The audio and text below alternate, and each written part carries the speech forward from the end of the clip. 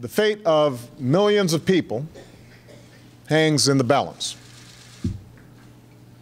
What happens in Sudan in the days ahead may decide whether a people who have endured too much war move towards peace or slip backwards into bloodshed. And what happens in Sudan matters to all of sub-Saharan Africa, and it matters to the world. Welcome to a special episode of West Wing Week focused on Sudan. We traveled with General Scott Gration, the President's special envoy, to go behind the scenes of the historic referendum that could result in the world's newest nation, and to see conditions on the ground in Darfur where the U.S., along with our international partners, hopes to broker a lasting peace. Hello. On Saturday, we arrive in Juba, the capital of southern Sudan, currently an autonomous region in Sudan. Preparations for the week-long referendum are visible everywhere in this sprawling city. Though the official results may be some time in coming, Juba is booming with construction in anticipation of the expected secession of the South. Infrastructure is still sparse. The whole of South Sudan has fewer than 40 miles of paved roads. At the headquarters of the Southern Sudan Referendum Bureau, the general was joined by Senator John Kerry, chairman of the Senate Foreign Relations Committee, to meet with the Southern Sudan Referendum Commission Deputy Chair, Justice Chan. This is Senator John Kerry, and this is General Scott Gration, Special Envoy. They were shown around the Return Center, where poll results will be received from all over southern Sudan, to be confirmed electronically with built-in redundancies to ensure fairness and that the vote reflects the will of the southern Sudanese people. They input the data from there to here, and they repeat the same again there. President Obama has personally invested in Sudan. He is briefed every day on what happens here. And that same commitment will continue after the referendum. On Sunday, January 9th, the excitement was palpable as the southern Sudanese people flocked to polling centers. The Dr. John Garang Mausoleum Polling Center, named after the founder of the current southern Sudanese political movement, was among the most crowded. Makes you appreciate our independence. The president of southern Sudan, Salva Kiir, also chose this memorial to cast his vote in front of thousands of his fellow citizens and the international press. The comprehensive peace agreement signed in 2005 between North and South laid the groundwork for this historic day, but as General Gration pointed out to a member of the local press, there is still work to be done. South votes for secession. There's several agreements that have to take place. Obviously, to complete the comprehensive peace agreement, notably is a solution on ABA, oil revenues, debt, citizenship, and so we'll be working with the parties as they come up with agreements. General Gration and Senator Kerry also visited other polling stations in Juba to observe the techniques used at the polls and to speak with international observers from organizations like the European Union and the Carter Center. Well, this is really a historic moment. It's a culmination of 4 decades of struggle. It's a culmination of a lot of hours of negotiation and agreement. And to see the people lined up, some of them since midnight last night, it's really a pleasure and an honor to see. General Gration took some time that afternoon to hear from international observers like the Norwegian Special Envoy Tom Vraalsen, and to discuss conditions on the ground across the country with President Jimmy Carter and former UN Secretary General Kofi Annan. On Monday, before General Gration left Juba for other parts of southern Sudan, he stopped in to see President Kiir and reiterate the commitment of the United States to the peaceful processes agreed to by all the concerned parties of Sudan. Our next stop was the city of Malakal, capital of Upper Nile State, situated along the banks of that famed river. General Gration was greeted by the governor of the province, Simon Kuhn Poch. The main purpose of my visit is to take a look at how the polling activities are going. You had enough training, books, supplies? Everything is okay, books.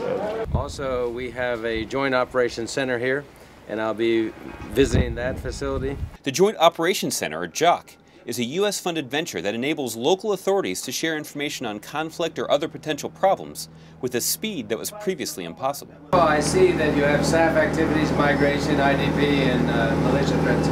Of those, what is the rank ordering, or what are the ones that you worry about most? The process coming together. Yeah. It's wonderful. Our next stop was Bentiu, the capital of Unity State, where the general stopped in to meet with the governor Taban Dang and Riek Machar, the vice president of southern Sudan. We've had an opportunity to visit several places. Mm-hmm. Is your finger buck? This one. There you go. We've gotten a good briefing on the future plans for education and healthcare and food security. And we want to be partners with the leadership team here to see what can be done to bring development into this critical land. General Gratian also visited a return camp in Bentiu, where southern Sudanese who are living in the north have stopped on their way to their former homes in the south. Some people are presently stuck in these camps with little more than mattresses and no shelter from the elements.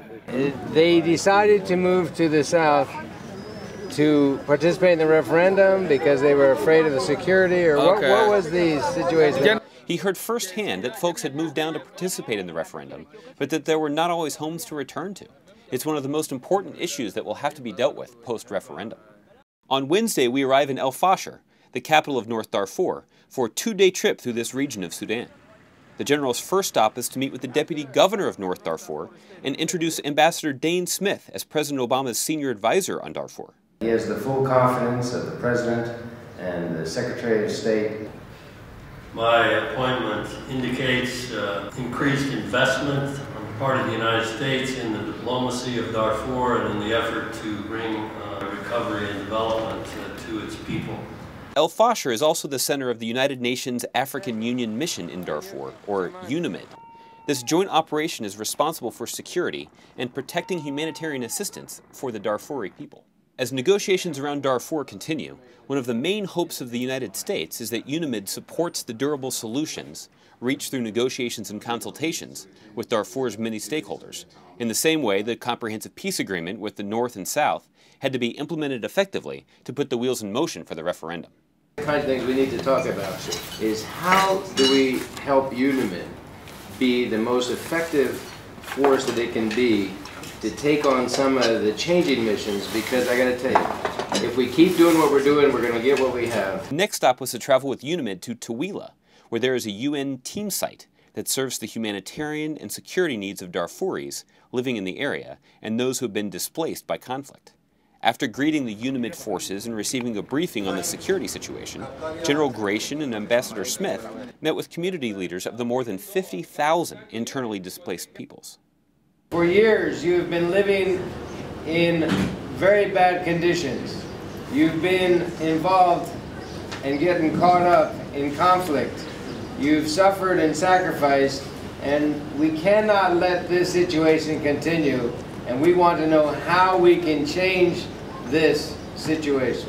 While infrastructure and supplies in the IDP camps and education for the children rank very high among the needs of the people here, it is the lack of security that keeps them from returning to their homes.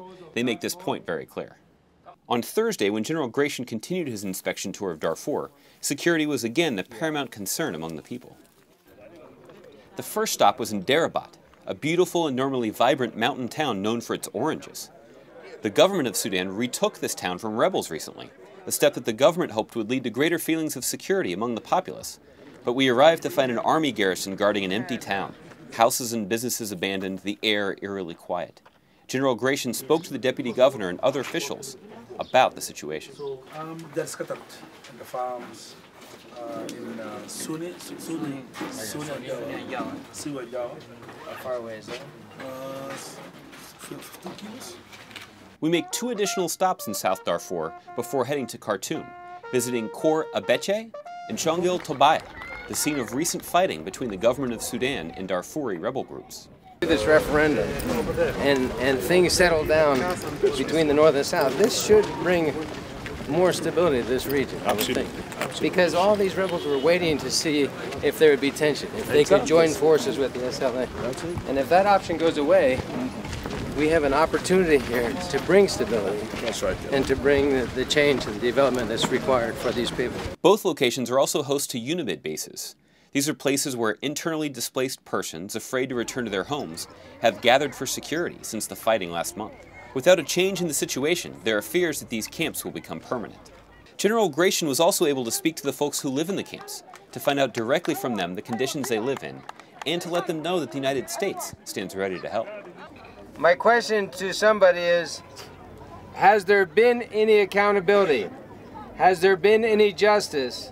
Has there been any arrests for those who have burned the villages and for those who have raped the women, and for those who have caused you the pain that you currently live under. We'll also work to bring peace to the entire Darfur region because you all have endured too much, you've been through too much, you've sacrificed too much, you've suffered too much, and tomorrow must be better than today, and tomorrow must be significantly better than yesterday.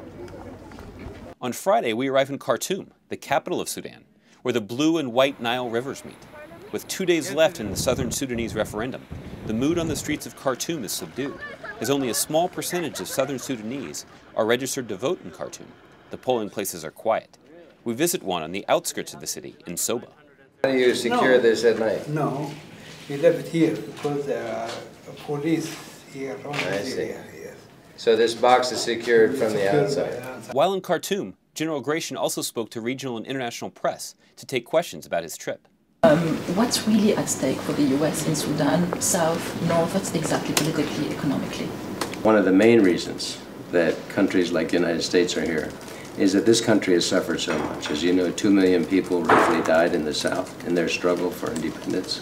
In Darfur, the numbers are somewhere around 300,000 people have died, and we don't want Sudan to experience another situation like that. On Saturday, a quad-party meeting was convened by African Union Sudan panel chairman Thabo Mbeki, with delegations headed by UNAMID Joint Special Representative Ibrahim Gambari, U.S. Special Envoy Gratian, and Sudanese government presidential advisor Dr. Ghazi Salahuddin. During the meeting, they discussed the Darfur peace process and plans to complement elements of the negotiations in Doha to real-world conditions in Darfur. Today, I mean, I think we came up with a lot of areas of cooperation. It's gone very well, and thanks for the contribution.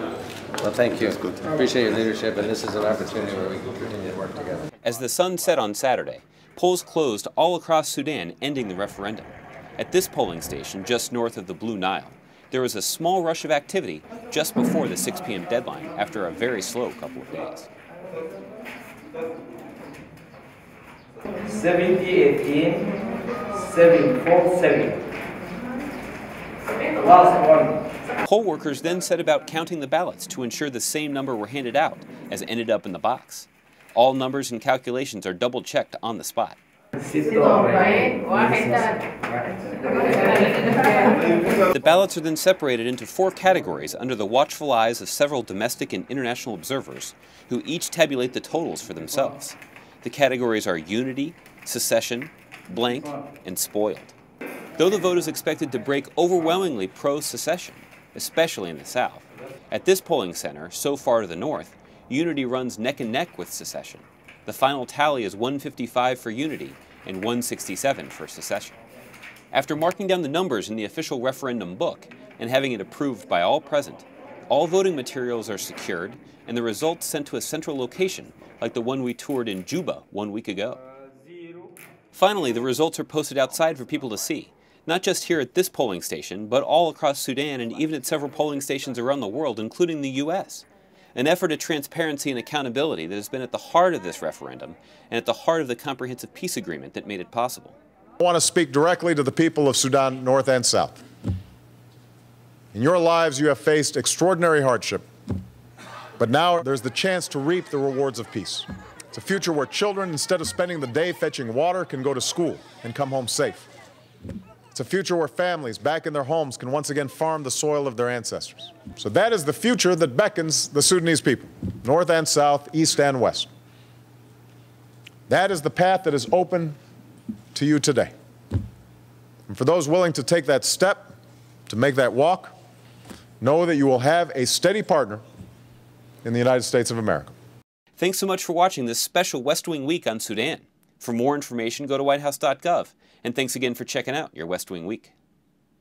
Warmly welcome General Gratian. He has been an ally, sometimes a critic, but always a friend. Constructive. Constructive. Constructive. And somebody compares General Gratian as a force of nature.